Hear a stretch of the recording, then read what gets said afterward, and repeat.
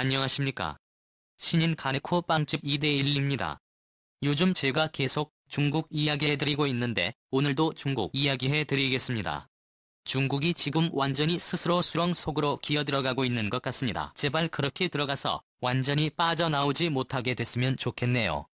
저는 그렇게 생각합니다. 우리가 중국 경제에 종속돼 있기 때문에 중국이 힘들어지면 우리도 힘들어진다 라고 이야기하는데, 저는 좀 힘들어져도 꺼진다 하더라도 그걸 감수하고라도 중국이 조금 더 힘들어졌으면 좋겠다라는 생각을 하고 있는 사람입니다. 중국식 황제가 최고의 승부수를 던진다.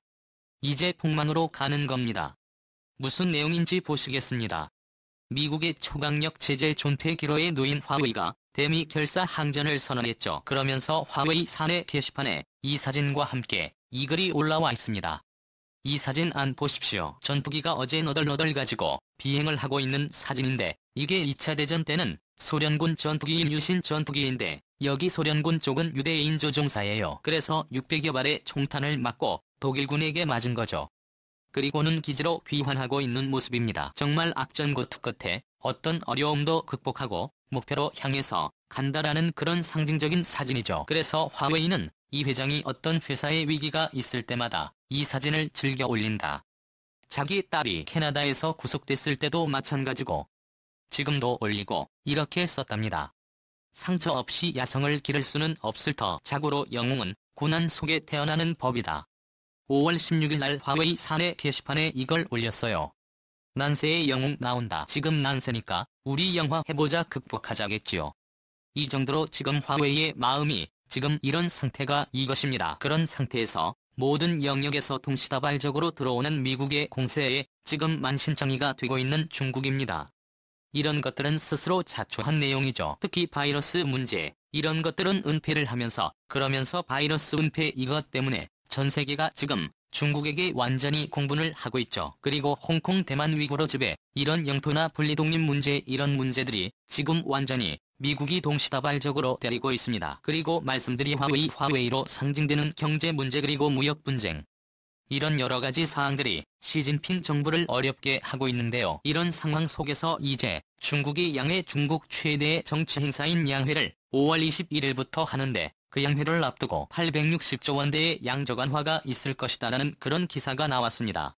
기사를 보시겠습니다. 중국의 연례 최대 정치 행사인 양회 개막을 앞두고 중국은 올해 재정 통화 정책을 아우르는 고강도 경기 부양책을 펼칠 예정이다. 중국 공산당은 지난 3월 말 정치국 회의에서 정부의 부채 증가를 감수하고서라도 대대적인 공공투자를 통해 경기를 살리겠다는 방향성을 제시했으며, 이를 위해 국내 총생산 대비 재정적 자율 상향, 바이러스 항전을 위한 특별 국채 발행, 인프라 투자 등 자금 조달을 위한 지방정부 특수목적 채권 발행 한도 확대 등을 명문화했다.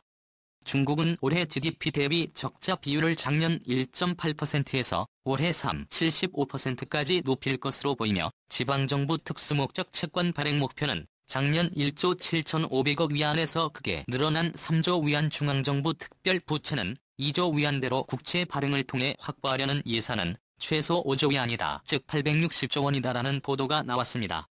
중국이 과연 860조 원을 추가로 돈을 찍어내어서 국채를 팔겠다는 것 아닙니까? 그러면 결국 그것을 중국인민은행이 돈을 찍어내서 사든지 아니면 중국의 시장에서 그것을 흡수를 하든지 해야 될 텐데, 시장에서 수술하면 나름 괜찮은 상황이 되겠죠. 상당히 자발적으로 양적완화를 해서 그 피해가, 인플레이션의 피해가 시장에서 흡수를 했으니까 상대적으로 덜하겠지만, 시장에서 흡수할 여력이 없어서 결국 중국인민은행이 그걸 사게 되면 이제 인플레가 바로 오게 되겠죠. 그래서 양적완화가 뭐냐면, 뉴스 다 아시겠지만 경기 침체를 극복하기 위한 방편 중 하나로 중앙은행이 화폐를 발행한 뒤에 이 화폐로 국채나 소유한 채권을 매입하는 형태로 시중의 통화량을 크게 늘리는 정책입니다. 시중에 돈이 풀려 경기 활성화를 자극할 수 있으나 인플레이션과 환율 상승 등의 부작용을 수반합니다.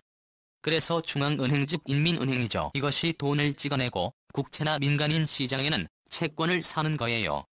그런데 국채 지원하겠다는 겁니다. 국채를 지방정부 특수목적 채권 그리고 중앙정부 채권에서 위안 이상, 그래서 860조 원어치의 국채를 발행해서 그 돈으로 뭔가 경기 부양책을 쓰겠다, 이거 아니겠습니까? 그러면 그 인프라 일자리 창출하려고 하면서 가장 좋은 게 사회기관 산업건설 행위죠. 그래서 이 건설을 하려면 도로를 깔든지 건물을 짓든지 뭔가를 해야 되겠죠.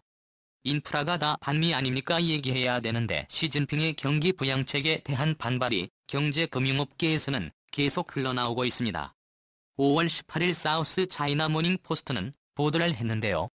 뭐라고 했냐? 21일 양회를 앞두고 경기 부양 방법을 결정해야 하는 정부가 양적완화를 검토하고 있는 가운데 이에 대한 강력한 반대 의견이 본물을 이루고 있다. 중앙인민정치협상회의 샤오강 위원이 사람은 전 중국 증권감독관리위원회 주석입니다. 이 사람은 주말에 열린 칭화 세계 금융포럼에 참석해서 중국은 인민은행이 무제한적으로 자산을 매입해 경제를 살릴 수 있는 돈을 시장에 쏟아붓는 양적완화에 저항해야 한다라고 주장했다. 하지만 인민은행장을 역임한 저우샤오창 중국금융학회 회장 역시 양적완화는 부작용으로 초래할 수 있으며 시장에 무임승차자들이 생겨날 수 있다고라고 지적했고, 마두인 인민은행 통화정책위원도 인민은행이 직접 국고채를 매입하는 것을 피해야 하며 이 같은 경우 인플레이션 위험과 위안화 절하로 이어질 수 있다고라고 경고했습니다. 그러니까 채권을 발행하더라도 인민은행이 직접 매입하는 건 피해야 한다라고 하지만 지금 정부는 결심을 굳힌 것이죠. 많은 890조 원에 달하는 돈을 시장에 풀어서 뭔가 일자리도 창출하고 경기를 올리겠다, 이것 아니겠습니까? 그런데 여기서는 전문가들은 인민은행이 매입하는 것은 자제해야 한다. 바로 인플레이션과 환율로 평가절하로 이어지니까 시장에서 흡수할 수 있어야 되는데 경기가 나쁘기 때문에 또 시장 상황이 안 좋고 기업들의 체력이 아주 약화돼 있는 상태이기 때문에 이렇게 많은 돈을 시장에서 개인이 가게가 또 기업이 매입할 수 있는 여력이 안 되는 것이죠. 안 되면 어떡합니까? 지금 시진핑 정부는 돈이 필요하다고 하는데 인민은 해야 되죠. 각계 전문가 반대해도 양적완화로 가닥을 잡은 중국입니다. 리커창 총리인데요. 우리 중앙일보는 이렇게 분석해서 보도합니다. 중국 중앙은행인 인민은행이 12일 발간한 통화정책 이행 보고서에서 2018년 2분기 이후에는 8개 분기 동안 유지되었던 다시 만만관이라는 표현이 사라졌다.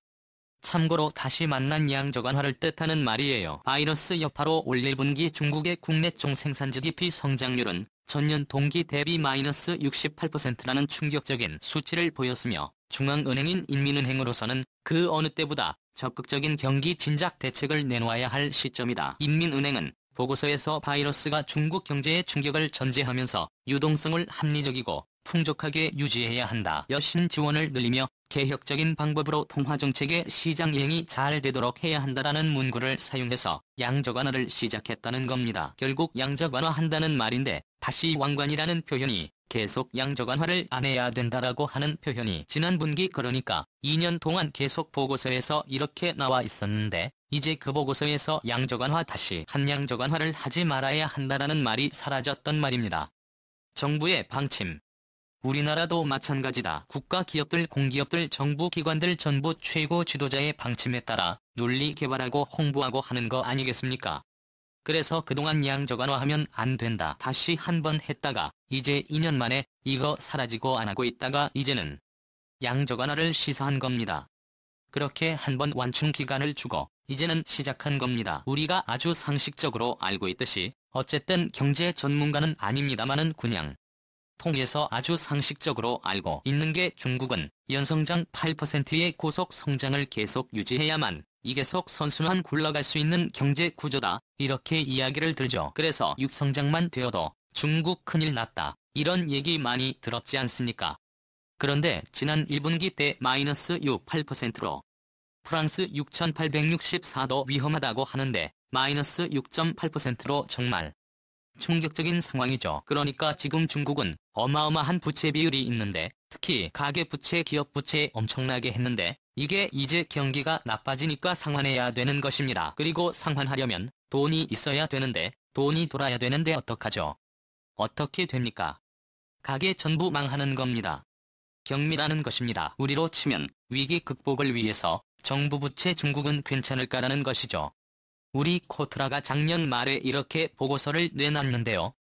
한번 보겠습니다. 중국 국제금융협회에 따르면 2014년 2월 기준에서 중국 총부채는 219조 1000억 위안 규모이며 2008년 금융위기 이후 계속 급증 상태에 있다고 경고했고요. 국제결제은행에 따르면 중국의 GDP 대비 총부채는 2008년에 138 이후 2015년에 231%, 2017년에 2403%, 18년은 2553%로 매년 급증했습니다. 국제금융협회는 19년 7월 기준으로 GDP 대비 부채 비율을 각이 54% 비금융기업이죠. 55% 정부 51% 금융 43% 수준을 밝혔으며 19년 3분기 기준 GDP 대비 전체 부채율이 33%까지 증가했다고 평가했습니다. 즉 국제결제은행은 중국의 부채 증가 비율이 다른 나라들보다 매우 빠르다라고 지적하면서 그 원인을 과도한 인프라 투자에 따른 정부 부채 증가 때문이라고 지적했으며 월스트리트 저널은 대규모 인프라 투자가 인프라 가치로 이어져 부채만 키우는 꼴이라고 지적했습니다. 이 말은 뭐냐? 중국이 자국의 중국 정부 부채 비율이 51%예요. 참고로 대한민국은 44% 정도 됩니다. 여기에 지금 정부 부채 비율을 890조 원 양적완화 통해서 훨씬 더 높이겠다는 거 아닙니까? 그걸 높여서 가게에 풀겠다는 거예요. 그게 뭐냐? 돈이 없으니까. 가게 돈이 없어서 지금 집을 많이 가지고 있는 사람들이 부동산 버블이 생기니까 너도 나도 집을 사서 가지고 재테크를 하려고 했던 사람들이 지금 돈이 팍 마르니까